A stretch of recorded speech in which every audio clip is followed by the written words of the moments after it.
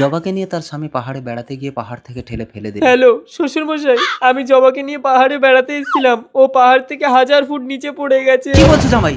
1000 foot নিচে পড়েছে মানে জবা তো আর বেঁচে নেই। কিন্তু আপনার মেয়েকে ছাড়া আমি বাঁচবো না, আমিও পাহাড় থেকে ঝাঁপ দিচ্ছি। না না জামাই, আমার জবা তো আর ফিরে আসবে না, তুমি নিজের জীবনটা শেষ করো না, চলে এসো। কুসুম, তোর দিদি পাহাড় থেকে পড়ে মারা গেছে।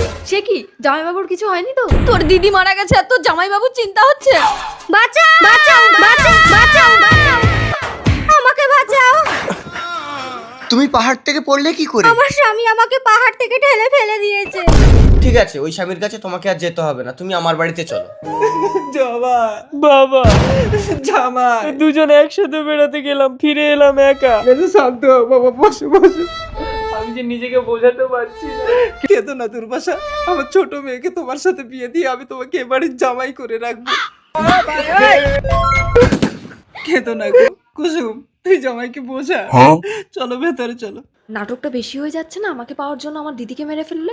অবশ্য প্ল্যানটা আমারই ছিল। বাবা জামাই, তুমি কষ্ট পেলে আমার জবার আত্মা কোনোদিন শান্তি পাবে না। বিশ্বাস করো বাবা, আমার ছোট মেয়ে কুসুম কোনোদিন তোমাকে জবার অভাব বুঝতে দেবে না। আগামী 22 তারিখ আমি তোমার দুজনের হাত এক জায়গায় করে দিতে চাই। আমি পারবো না জবাকে ছাড়া। বাবা জামাই, এতেই আমার জবার আত্মা শান্তি পাবে, তুমি মালাটা পরিয়ে দাও। দাঁড়াও দাঁড়াও দাঁড়াও। জবা, জবা, জবা তুমি মরনি? ওকে আমি বাঁচিয়েছি। তাহলে আমার বোনকে বিয়ে করার জন্য তুমি আমাকে পাহাড় থেকে ঠেলে ফেলে দিয়ে মারতে চাইছিলে? জামাই, বিশ্বাস করুন শ্বশুর মশাই, আমি ঠেলিনি। ঠেলেছিস কি ঠেলেছিস না থানায় গিয়ে বল। আমি না স্যার, কুসুম আমাকে ঠেলতে বলেছিল।